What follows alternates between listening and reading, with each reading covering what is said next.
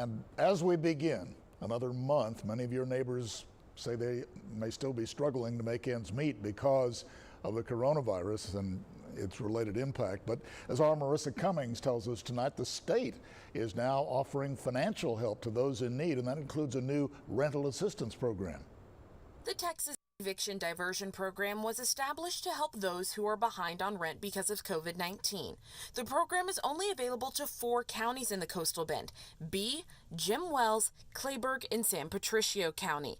Valerie Alanis is with a local nonprofit called Community Action Corporation of South Texas. They're responsible for administering the program in our area. Alanis says to take part in it, tenants must be referred by their local justice of the peace. The tenant and the landlord must agree to the terms for this program and have a signed declaration that comes directly from those GP offices.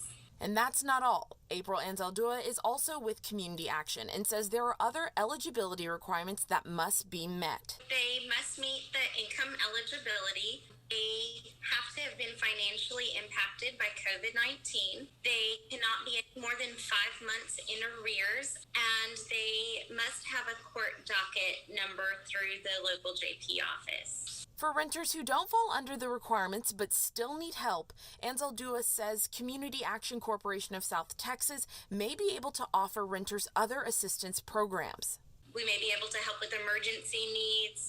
There may be veterans rental assistance. So there are some different things and resources that are available to community members. To learn more about the Texas Eviction Diversion Program, you can head to our website at KIIITV.com.